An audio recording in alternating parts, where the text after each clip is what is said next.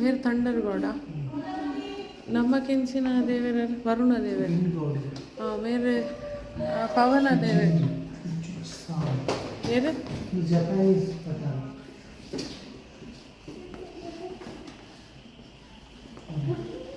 हिमांतक वे वज्र यक्ष ಒಂದು ಮೇರೆ ಎಂಚಿನ ಇಂದ್ರದೇವ हिमांतक यमन ಯಮದೇವೇ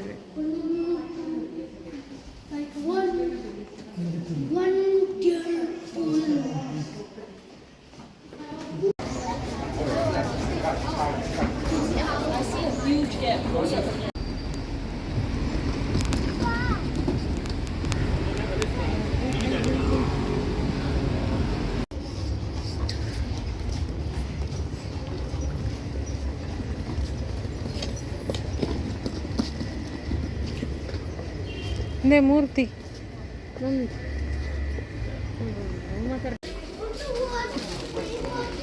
ಕೇರ್ಫುಲ್ ಆತ್ಲೇ ಅಂತ ಅನ್ನೊಂದು ಬ್ಯಾಗ್ ಬ್ಯಾಗ್ ಅವನ ಸೂಟ್ ಕೇಸ್ ఆయన సామాను బగ్గ ఇర్ಬೋದ ಇವಾಗ ಈಗ ಮಿನಿ ಕುಂಟಿಜ್ಜಿಡ ఆయన ಡೈಪರ್ ಇಜ್ಜಿಡ ದಾದ ಅಲ್ಪ ఆయన ಕ್ರೀಮ್ ಇಜ್ಜಿಡ ಪೂರ ಬೆಚ್ಚೋಗ್ನ ಈಗ ఆయన ಐಟಮ್ ಅಂತ ಹಾಳ್ಕೊಂತ ನಾವ ಸೆಲ್ವೇರ್ನ ಆರ್ಟ್ಸ್ ಆ್ಯಂಡ್ ಕ್ರಾಫ್ಟ್ಸ್ಗೆ ಸೆಲ್ವೇರ್ ಒಂದು ಮಾತಾಡಿಟ್ಟಿರ್ತೀರಿ ಅದೇ ಕ್ಲಾರ್ಕಿ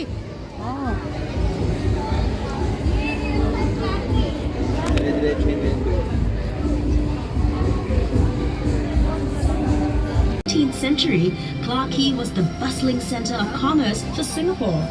Hundreds of tongkangs or riverboats jostled bow and stern for a place to dock and unload their cargoes, human or otherwise, from the great ships anchored at the harbor. Warehouses by the river, which are those buildings you see along the river bank. One of the buildings here was Whampoa's Ice House, which belonged to Hu Ah-kay, a prominent businessman from Whampoa, China. Way before refrigerators existed, we noticed a demand for ice in our hot tropical weather and had blocks of ice hauled from frozen lakes in America all the way here to Singapore. Unfortunately, his ice venture failed because expenses were simply too high. But much respect to the imaginative Mr. Hu for his daring attempt to keep Singaporeans cool. Today, Singaporeans keep cool by sipping drinks al fresco by the river. As you can see, Clarke Quay has been transformed into a different but no less bustling port of call. Everyone flocks here for food, fun and riverside festivals. You may notice another bridge here. This one's called Reed Bridge, and it would seem yet another symbol of bringing people together. From the 1940s to the 1960s, this bridge was a popular place for storytellers to gather and jianggu, or shuoshu, which means talking about the past or talking about books.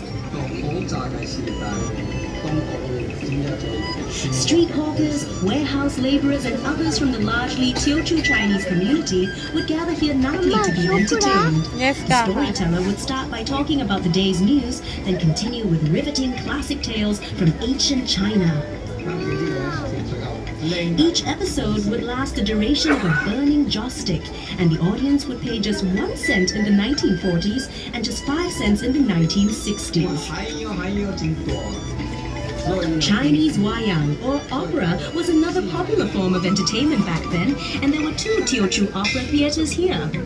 In the 1950s, admission to watch an entire performance was just 50 cents, but the common practice was to only pay 5 or 10 cents just to catch the last 10 minutes, which was the most exciting part of the show. Some might say this opportunistic spirit of frugalness endures amongst the most cunning of Singaporean businessmen till today. During festivals and religious events, the opera performances would be staged outdoors for all to enjoy free of charge.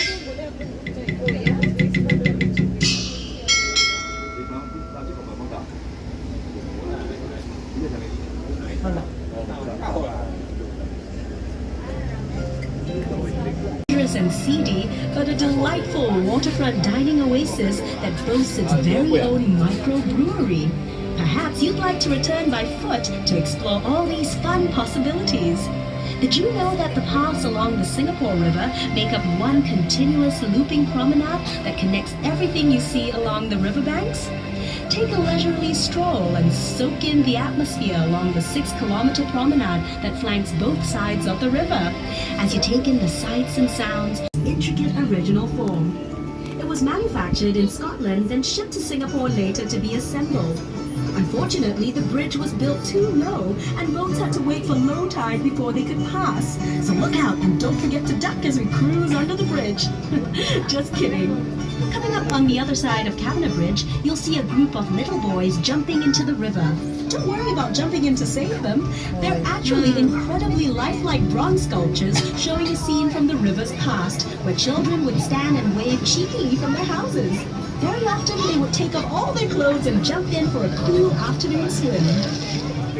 Standing tall and majestic is the exclusive Fullerton Hotel, which blends the elegance of old world charm with every modern convenience. Built in 1928, lots of paper pushing went on behind the hotel's splendid columns before its glamorous makeover. Its facade is a masterpiece of neoclassical grandeur, which belies its much stuffier original occupants, the Chamber of Commerce offices and the General Post Office.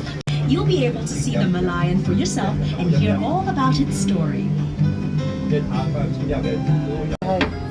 Yeah, hi. No, I actually am on vacation for 2 weeks. I'll be there in Bangalore next week.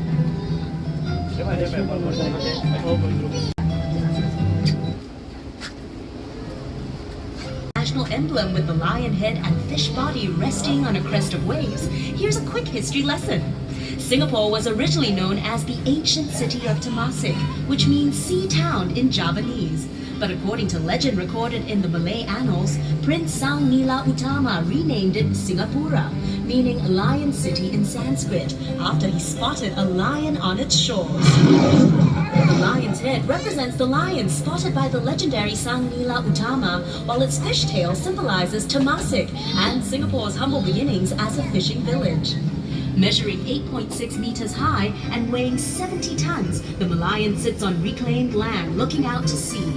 She attracts millions of visitors a year who make the trip to Malayan Park to photograph this world-famous icon at her new home right here in scenic Marina Bay. Take a peek behind the Malayan and you'll see a baby Malayan. Believe it or not, its scales are made from pieces of porcelain repurposed from spoons, bowls, and plates.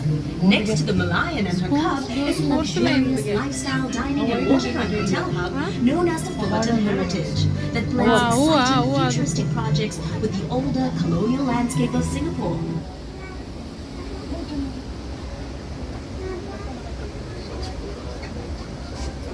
Pinky olan havlu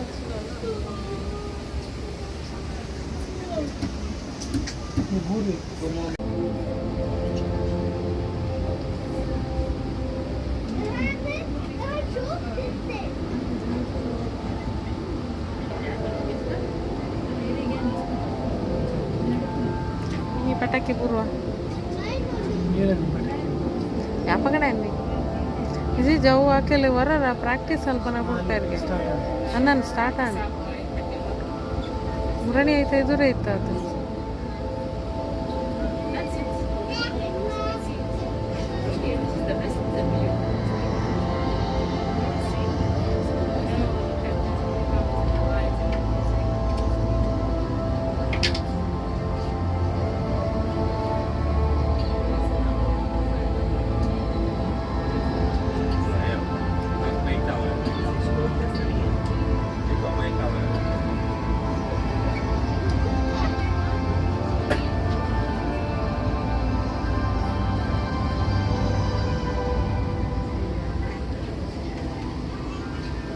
phone board. iPhone board, iPhone. No.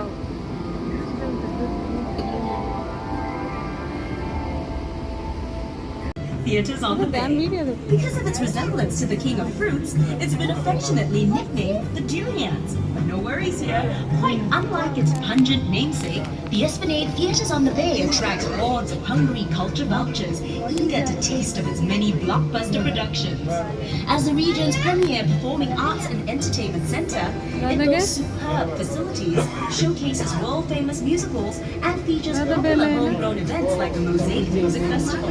And to really top it all off, the Esplanade's breezy rooftop garden offers up more unrivaled views of the city and Bay Area.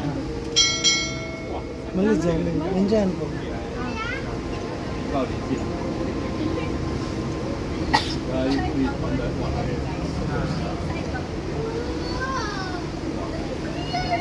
The green area to your right was once lined with lovely European-style houses that brought to mind the fashionable elegance of London's Mayfair.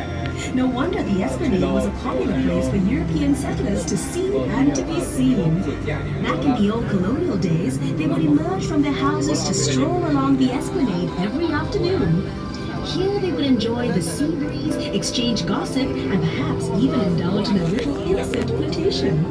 As a nod to our colonial history, Queen Elizabeth Walk was opened within the Esplanade Park in 1953 to honor the coronation of Her Majesty Queen Elizabeth II.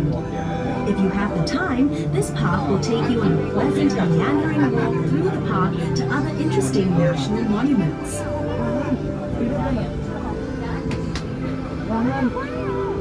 The bridge straight ahead of us is Anderson Bridge, named after Sir John Anderson, yet another governor of the Straits Settlements. This elegant arch displays an excellent combination of intricate plaster and metalwork, whilst its curved structure provides high resistance to bending force, which comes in really handy since it supports the heavy weight of vehicles zipping back and forth daily. ఉంది ఇంకా return పడుకోని నడుపుకుంటాను.